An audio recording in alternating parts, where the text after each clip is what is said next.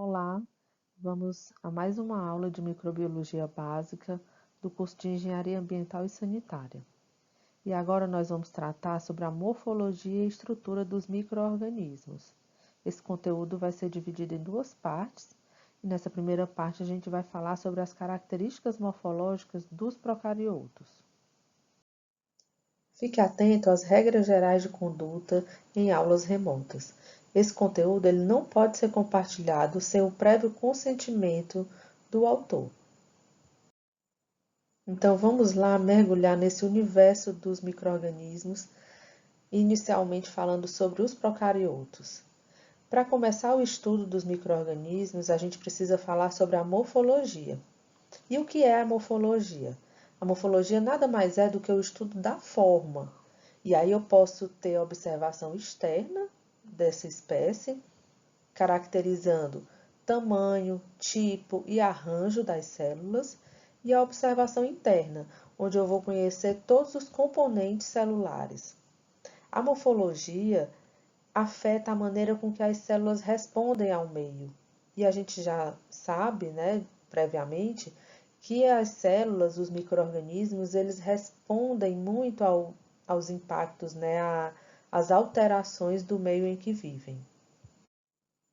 As bactérias elas podem se apresentar de diversas formas. Pode ser na forma de cocos, quando ela tem esse aspecto esférico.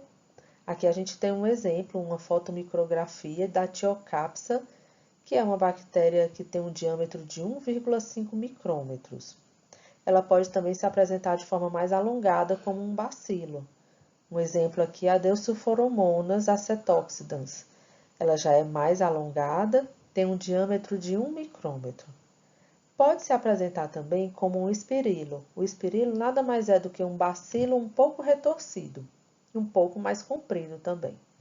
Um exemplo, Rhodospirillum.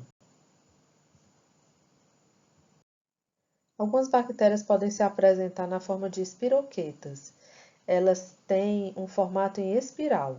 São bem mais fininhas e bem mais alongadas. Olha aqui o exemplo da espiroqueta halófila. Ela tem um diâmetro de apenas 0,25 micrômetros.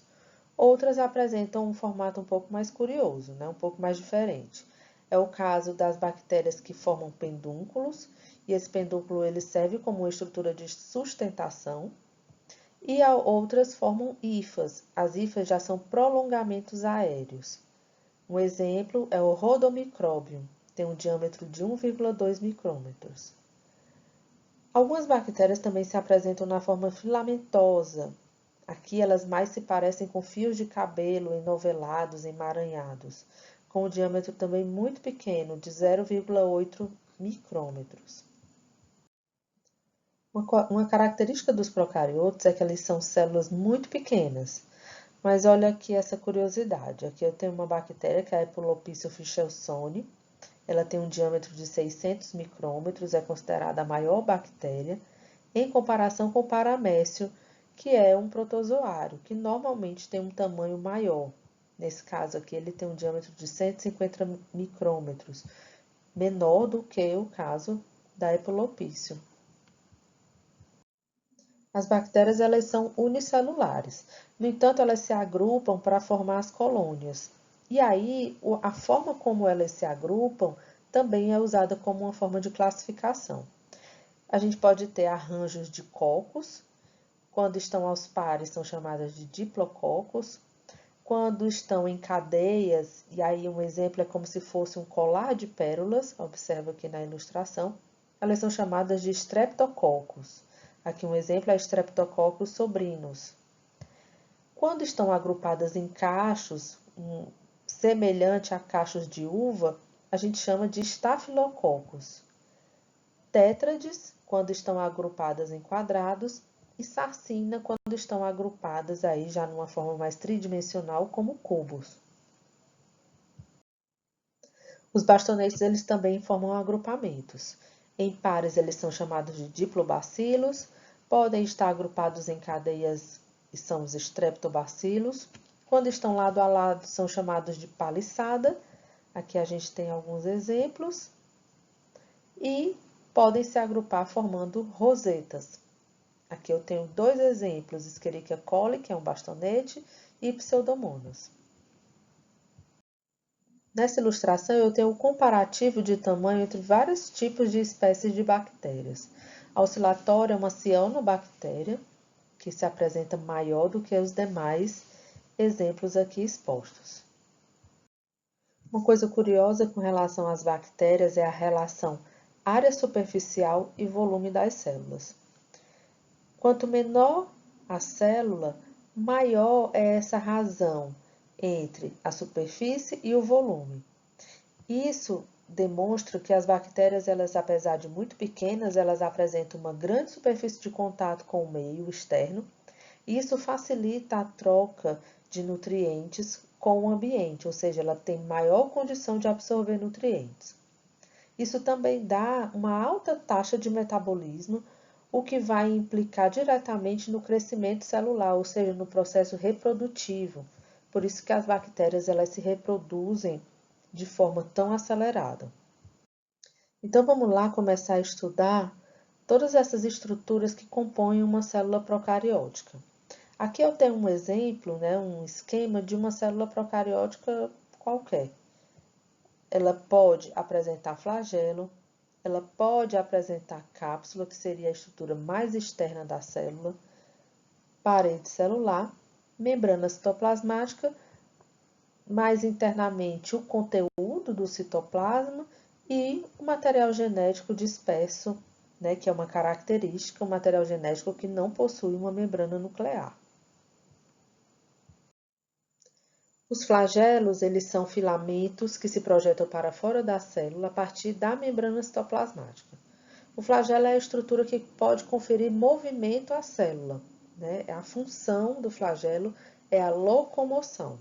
Ele participa especialmente dos processos de quimiotaxia e fototaxia.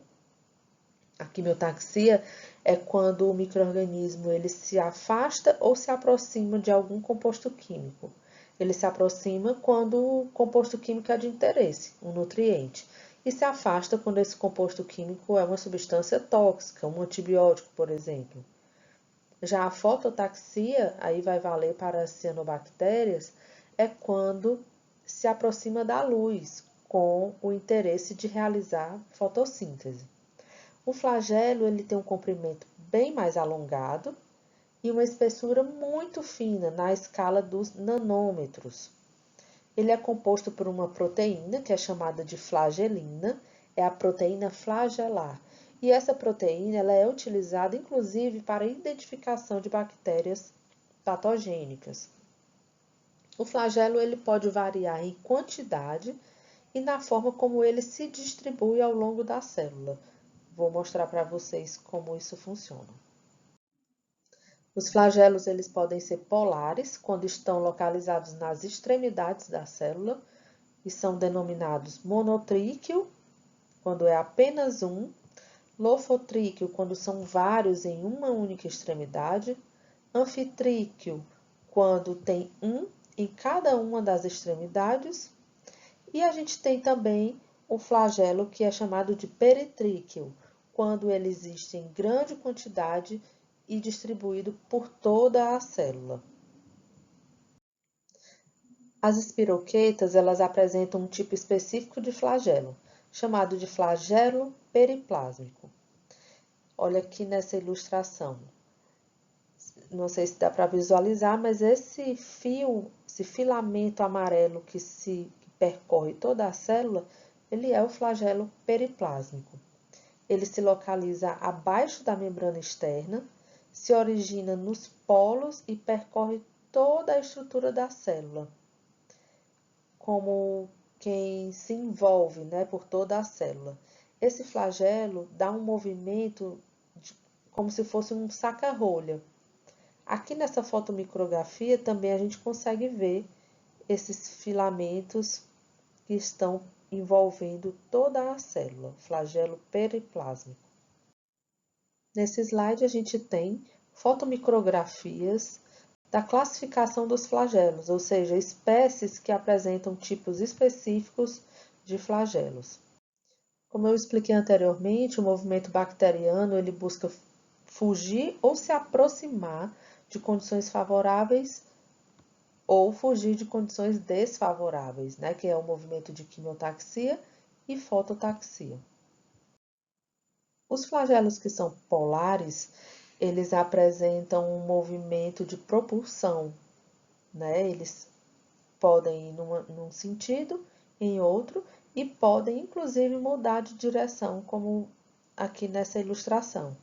É diferente do que o que acontece com os flagelos periplásmicos, que apresentam o movimento de saca-rolho. Aqui nós temos a ilustração dos flagelos peritríqueos, quando são vários ao longo de toda a célula. Quando a célula tem esse tipo de flagelo, ela tem uma condição de movimento muito melhor, inclusive pode apresentar movimento simulando uma corrida, né? Ou seja, tem uma maior velocidade, uma maior habilidade de movimento. Células de cianobactérias filamentosas ou células de bacilos podem apresentar um movimento interessante que é chamado de movimento por deslizamento.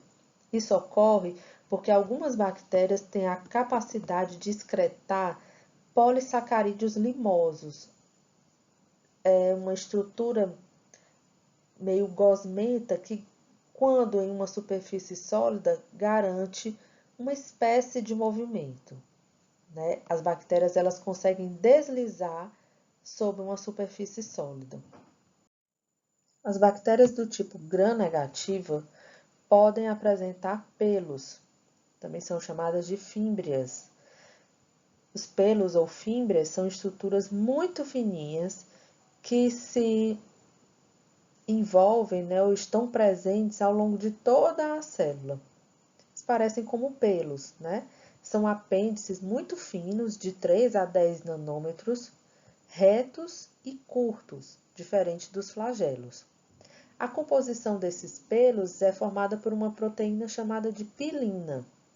Na extremidade desses pelos tem uma substância chamada adesina, que favorece a adesão a superfícies, a diferentes substratos.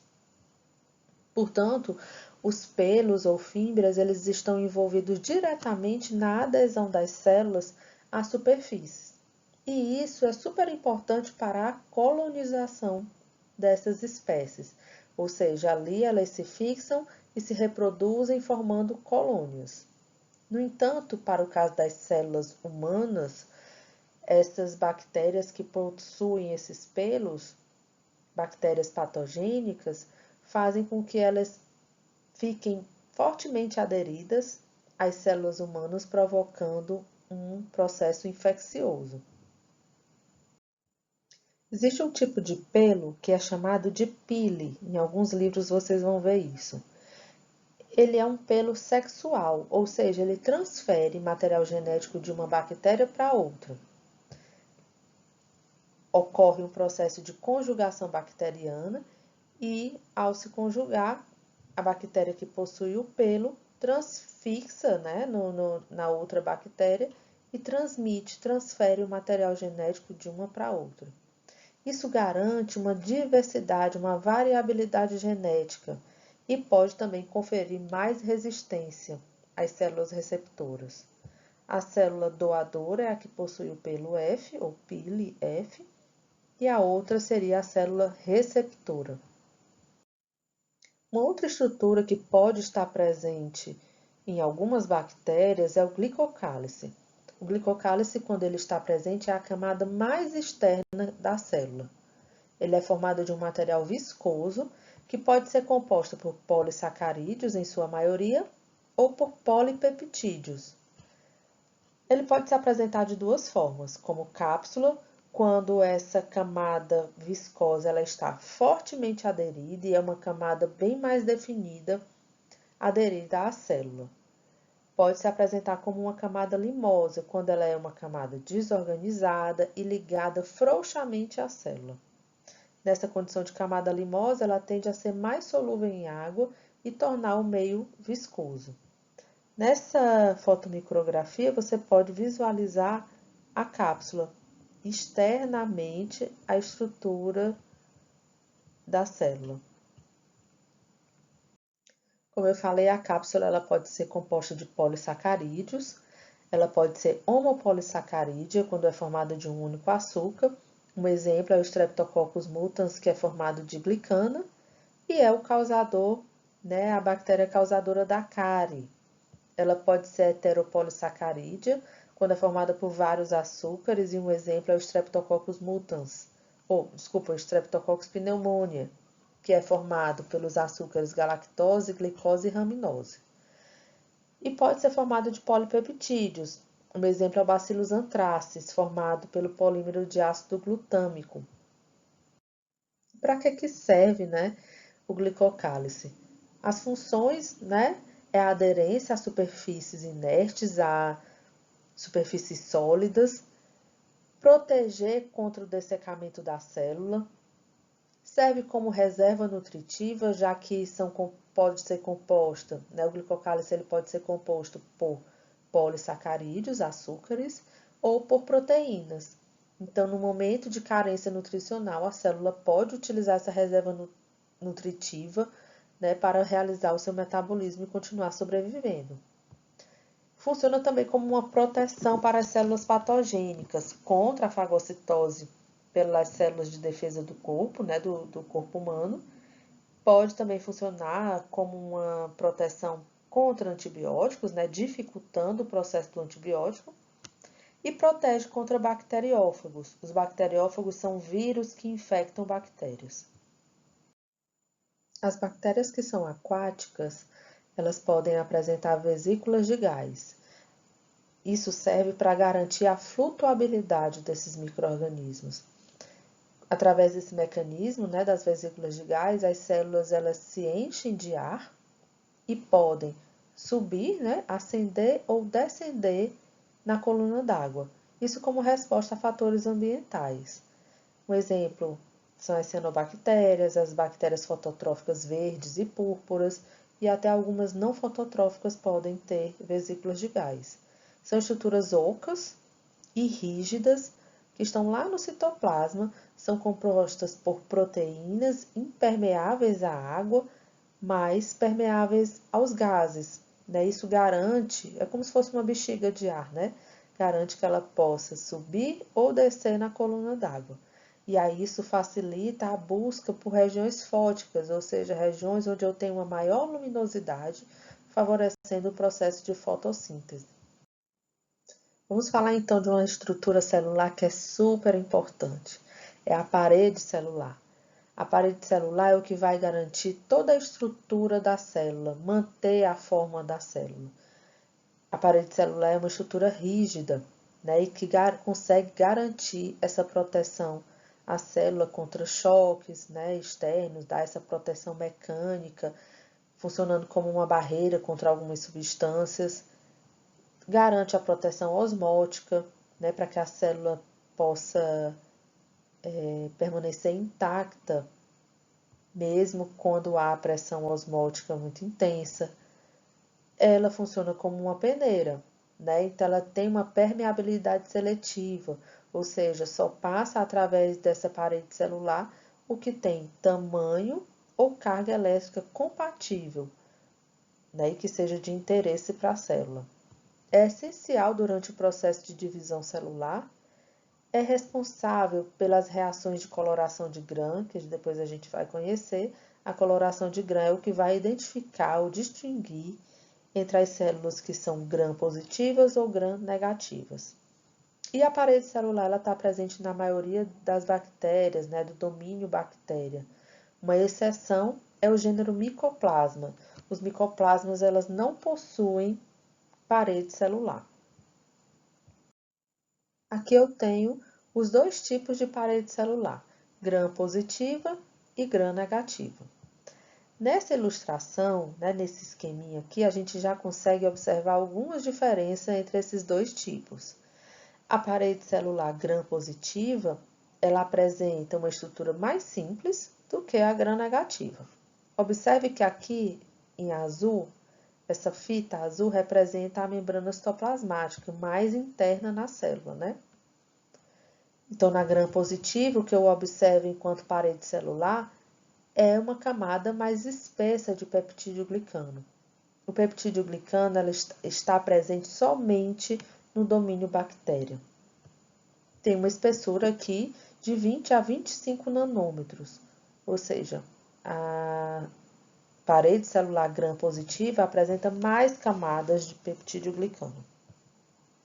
Já a gram-negativa, ela apresenta uma estrutura mais complexa. Aqui, de novo, membrana citoplasmática, não faz parte da parede celular. E o que eu tenho aqui para diante, tudo é parede celular. Então, eu tenho o periplasma, essa região em amarelo. Tenho uma membrana externa, que é uma característica particular das gram-negativas. E dentro desse periplasma, eu tenho uma fita de peptídeo glicano. A espessura já é bem menor, de 10 a 15 nanômetros. Vamos lá para as fotomicrografias. Aqui eu tenho uma ilustração de uma célula, né, de um bastonete gram-positivo. Externamente eu tenho um aspecto mais liso. Já na gram-negativa eu tenho um aspecto mais rugoso por conta da presença da membrana externa. Só para ilustrar, né?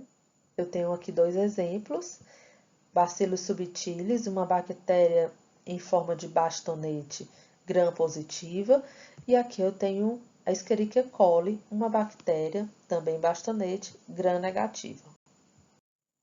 É importante a gente conhecer o que é o peptídeo glicano, que é esse composto que só está presente no domínio bactéria, né, também chamado de mureína. Ele é que é o responsável pela rigidez da parede celular.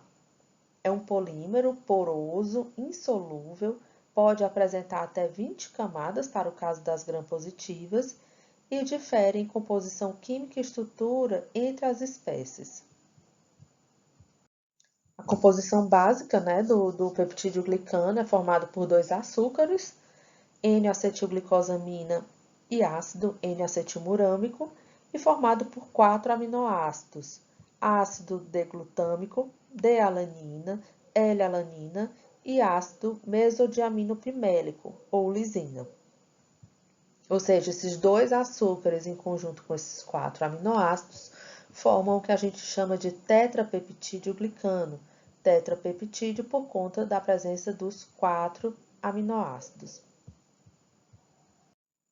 Aqui eu tenho um detalhamento do peptídeo glicano de uma célula gram-negativa, de uma parede celular gram-negativa. Nessas linhas, eu tenho a presença dos açúcares, né? Essas linhas, elas são interligadas pelas cadeias de aminoácidos, né? Observem aqui as cadeias dos 4 aminoácidos.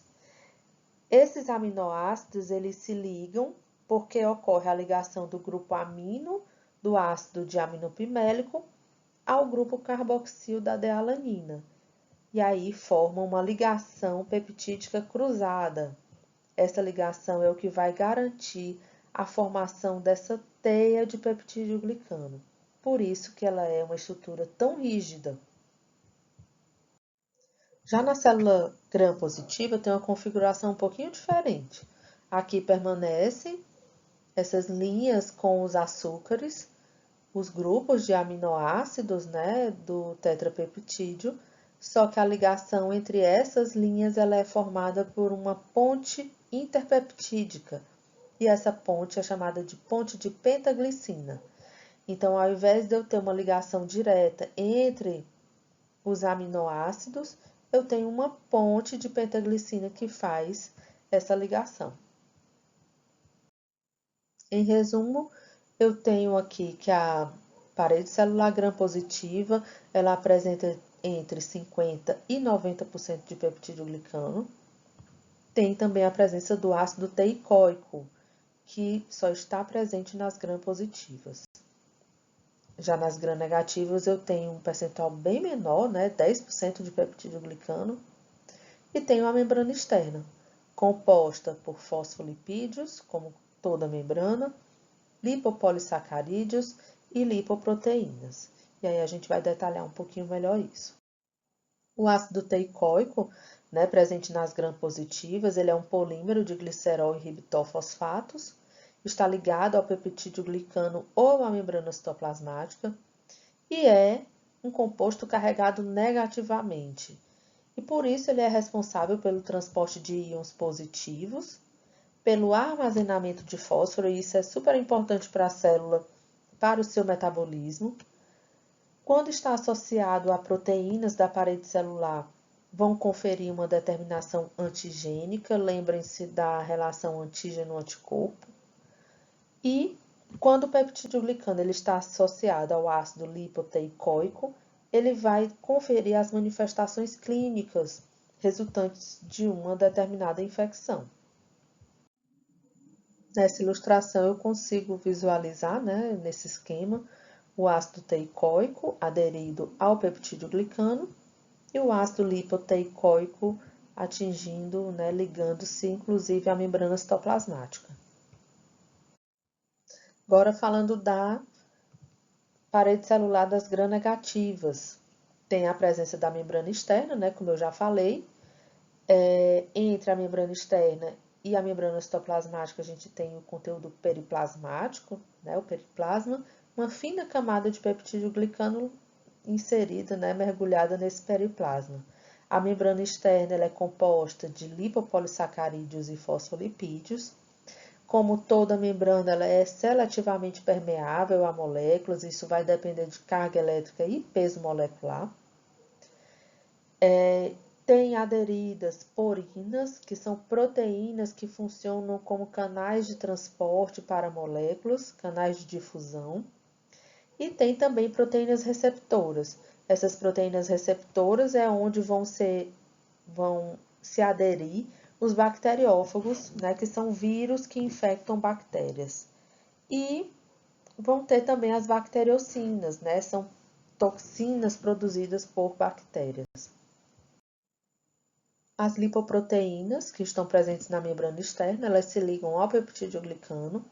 Elas fazem essa ancoragem da membrana externa à camada de peptídeo glicano.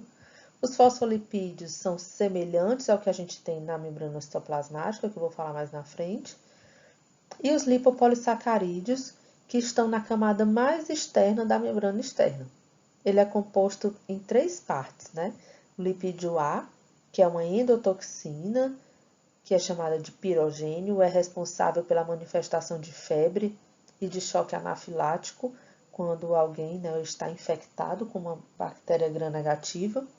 Tem um núcleo de polissacarídeo e tem o antígeno O. Esse antígeno O ele é um polissacarídeo que se estende para fora da célula e provoca reações no indivíduo infectado, né?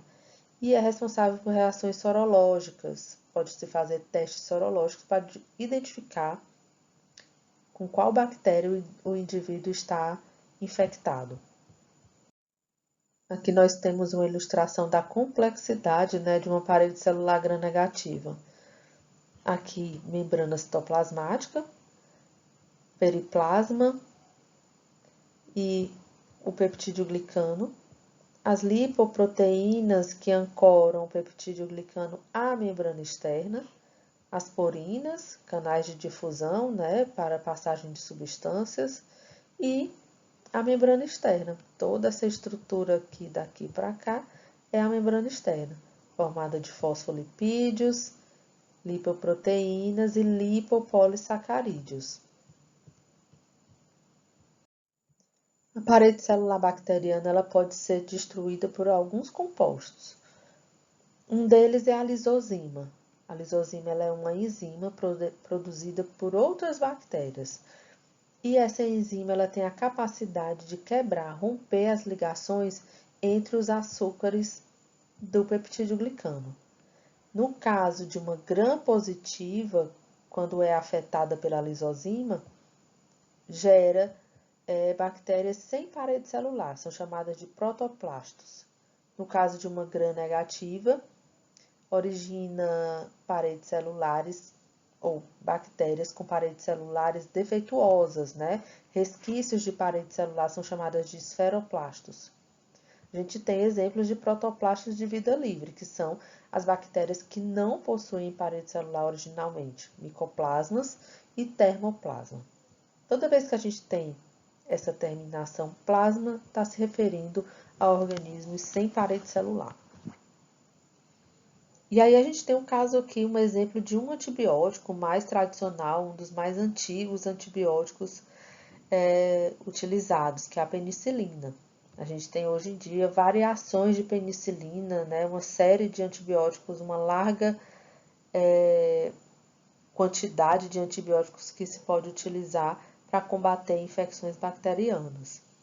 E a penicilina ela impede a ligação cruzada entre os aminoácidos do peptídeo glicano, ou seja, gera uma parede celular defeituosa, né? E lembre-se, a parede celular ela serve para garantir a estrutura da célula, a rigidez, né? A integridade da célula. Se gera uma parede celular defeituosa, o conteúdo citoplasmático ele fica mais vulnerável, mais exposto, e com isso a célula morre, né? Então, eis aí um dos mecanismos de ação de antibióticos, né? Para esse caso aqui, a penicilina. Para fazer a diferenciação entre as gram-positivas e gram-negativas de uma forma simples, sem a necessidade de uma tecnologia muito rebuscada, existe o mecanismo da coloração de gram. Foi descoberta há muitos anos atrás e até hoje é utilizada, né? A coloração de gram ela vai permitir, somente pelo uso de corantes, fazer a distinção da composição da parede celular entre gram-positiva e gram-negativa. A coloração de gram ela vai utilizar corantes, né, como eu falei, cristal violeta, iodo, que é chamado de mordente, né, e é o primeiro passo da coloração de gram.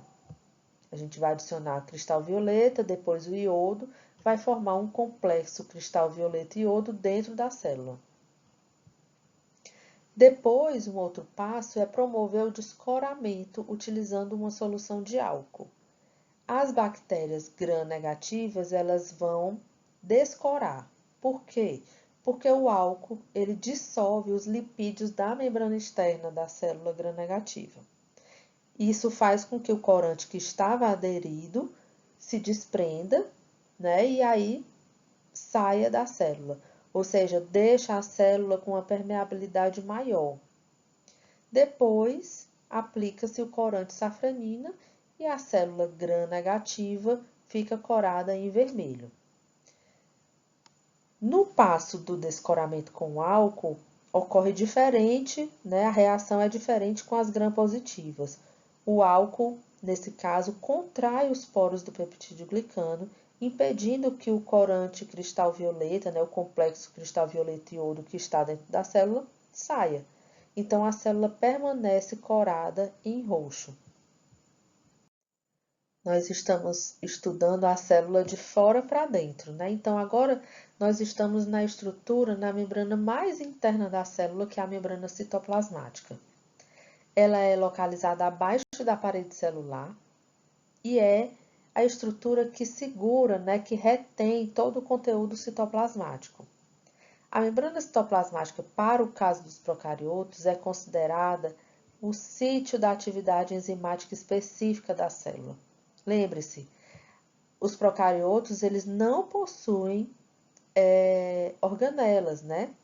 Então, é na membrana citoplasmática e no citoplasma onde vão acontecer as reações metabólicas para que a célula possa se manter, se reproduzir.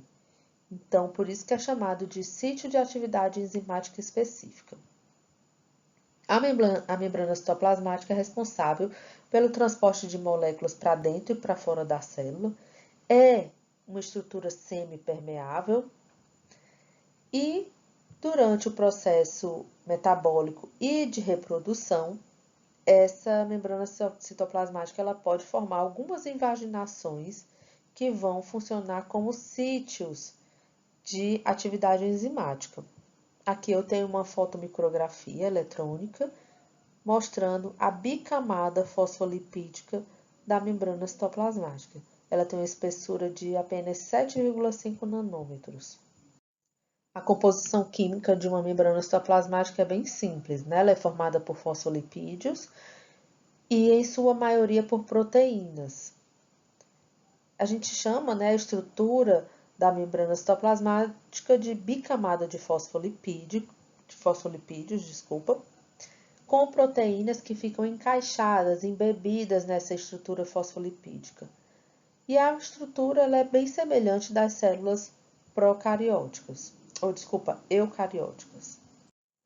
Aqui eu tenho o esquema, a ilustração dessa bicamada fosfolipídica. Ela é formada por ácidos graxos, fosfatos e glicerol. Existe uma região polar, que é a região hidrofílica, ou seja, que tem afinidade por água, que é formada pelo fosfato e o glicerol, e uma região hidrofóbica, apolar, formada pelos ácidos graxos, ou seja, tem uma aversão à água. No domínio bactéria, esses ácidos graxos eles são não ramificados e unidos ao glicerol por ligações éster. No caso das árqueas, são ligações éter. A membrana citoplasmática ela é muito conhecida como um mosaico fluido, justamente por ter uma fluidez que garante com que ela mude, né, a sua forma, forme invaginações. E uma característica interessante é que as membranas dos procariotos não contêm esteróis, como o colesterol.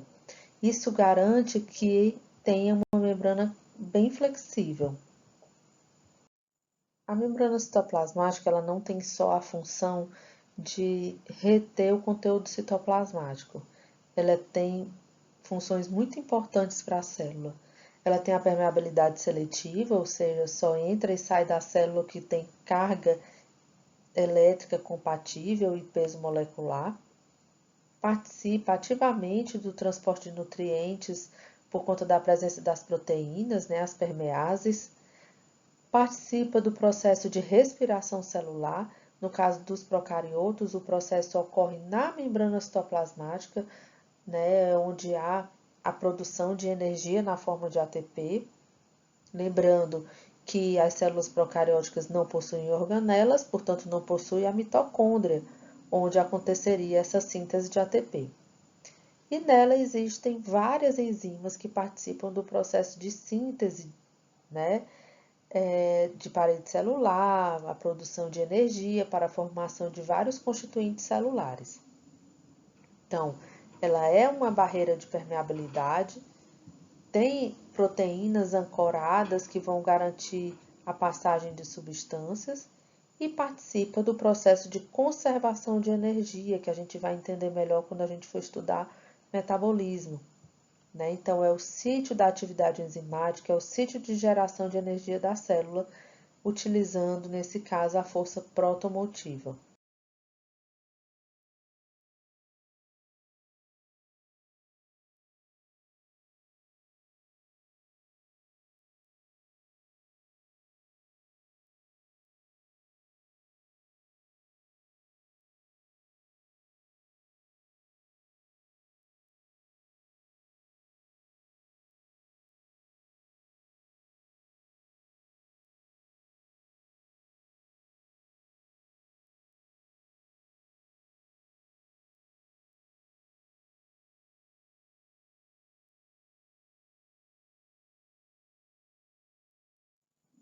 Vamos então falar um pouquinho sobre o citoplasma. O citoplasma é aquele fluido que está envolto pela membrana citoplasmática. Ele é formado em sua maioria, por água, né, 80% de água, e tem dissolvidos uma série de substâncias, ácidos nucleicos, proteínas, carboidratos, lipídios, íons inorgânicos. É lá onde está disperso, né, o material genético da célula, algumas inclusões, plasmídios, apresenta ribossomos, né, responsável pela síntese proteica e proteínas. É lá onde há a síntese de algumas substâncias importantes para a formação de componentes celulares e não possui retículo. Os ribossomos, como eu falei, são responsáveis pela síntese de proteínas, é também o sítio de ação de vários antibióticos, como é o caso do cloranfenicol, eritromicina, aminoglicosídeos, e esses antibióticos atuam nos ribossomos no intuito de inibir a síntese de proteínas. E as proteínas são vitais, né, para a célula. A composição do citoplasma, dos ribossomos, né, eles estão livres no citoplasma, são formados por proteínas e RNA ribossômico e estão lá dispersos nesse conteúdo citoplasmático. O nucleóide é o material genético da célula, né? Ele é um DNA circular de fita dupla, tem um único cromossomo, na sua grande maioria. É uma fita super enovelada, né? A gente já sabe que não tem uma membrana nuclear e, portanto, esse material genético ele fica disperso e pode ocupar até 20% do citoplasma. O nucleóide tem a função de armazenar as informações genéticas da célula. No citoplasma, a gente pode encontrar em algumas bactérias os corpúsculos de inclusão. São grânulos que estão presentes no interior do citoplasma, como a gente observa aqui nessa figura. São grânulos de armazenagem, podem funcionar como fonte de material de reserva, né, reserva energética, são normalmente insolúveis, podem ter uma composição bem variada, né? Podem ser formados de compostos orgânicos, como glicogênio, o polibeta-hidroxibutirato, e são fontes de carbono e energia. A gente pode também ter grânulos que são inorgânicos, como os grânulos de volutina ou metacromáticos, formados de polifosfatos, grânulos de enxofre em bactérias que vivem em regiões com altos teores de enxofre. Existem os magnetossomos também, que são partículas, né, que se formam no interior das células com composição de magnetita. E elas originam um dipolo magnético, ou seja, se você colocar um ímã num meio em que tenha bactérias que apresentem esses magnetossomos, elas serão atraídas para o ímã por conta desses grânulos de magnetita. Algumas bactérias têm a capacidade de formar estruturas de resistência. Essas estruturas, como é o caso do endósporo, elas são formadas em condições desfavoráveis, ou seja, quando a célula está em alguma condição, como alterações de temperatura, de pH, a presença de um desinfetante, a carência nutricional. Então, a célula, para não morrer, ela forma essa estrutura de resistência para ter condições de sobreviver a essas condições ambientais desfavoráveis. O endósporo ele tem como característica ter baixo teor de água, né, bem desidratado, ter altas concentrações de cálcio e a presença do ácido dipicolínico. O ácido dipicolínico, em conjunto com o cálcio, forma o dipicolinato de cálcio. E essa substância aqui é responsável pela alta resistência dos endósporos. Eles são altamente resistentes ao calor, à radiação, aos desinfetantes, à desidratação. Então, a célula ela consegue permanecer viável por um longo período quando está na sua forma latente de endósporo. Então, ela permanece viável até que encontre uma condição favorável novamente e germine, né? É importante lembrar que esse processo não é um processo de reprodução, é um processo de diferenciação. A célula ela apenas se modificou para a formação do endósporo e quando encontra uma condição favorável, ela germina e volta à sua condição de célula vegetativa. Aqui eu tenho a ilustração de como se dá esse processo de diferenciação. Eu tenho uma célula vegetativa que apresenta seu metabolismo normal, né, está ativamente funcionando, se reproduzindo, até que encontra uma condição desfavorável e precisa se diferenciar. Né? Então, a célula começa a formar o endósporo. Aqui eu tenho uma célula esporulante. Depois, esse endósporo maduro, ele se desprende da célula e fica livre. É importante ressaltar que algumas bactérias são capazes de formar endósporos, de esporular. Bacillus, Clostridium, Sporosarcina, Desulfotumaculo, tem essa condição, não são todas, né, que fazem a esporulação. Já os actinomicetos, eles formam esporos, não são muito resistentes ao calor, né, são um pouco mais resistentes ao ressecamento, mas são utilizados para reprodução. É diferente dos endósporos bacterianos que eu mencionei agora. Aqui nós temos então os estágios da formação do endósporo. Eu tenho uma célula vegetativa em seu pleno funcionamento. Quando então a célula encontra uma condição desfavorável, ela começa a se organizar para esse processo de diferenciação. O DNA ele se torna mais denso, a célula ela começa a armazenar em uma bolsa, vamos dizer assim, tudo que é importante para ela, para que ela sobreviva a esse período complicado, vamos dizer assim. Então, ela junta um pouquinho de tudo que é importante, forma-se um septo que divide, separa essa bolsa do restante da célula. O septo do esporo, ele então cresce ao redor do protoplasma, por um engolfamento, e aí a gente tem a formação do pré-esporo. O pré-esporo, ele tem uma membrana externa, um núcleo com material genético e uma membrana interna. Então, essa membrana ela vai sendo reforçada, Vai aparecendo o exospóreo, a formação de um córtex entre essas duas membranas. Depois ocorre a incorporação de cálcio à medida em que a célula vai se desidratando, a formação de algumas proteínas e ácido dipicolínico e a formação das camadas da capa, essa estrutura externa. Depois a gente tem o processo de maturação, o dipicolinato de cálcio ele já está formado, que é o que garante essa resistência ao calor, aos agentes químicos, à radiação. E depois a gente tem a lise desse restante da célula vegetativa com a expulsão do esporo, que permanece livre e viável por um longo período até que encontre uma condição novamente favorável e possa germinar, voltando a ser uma célula vegetativa com pleno funcionamento metabólico.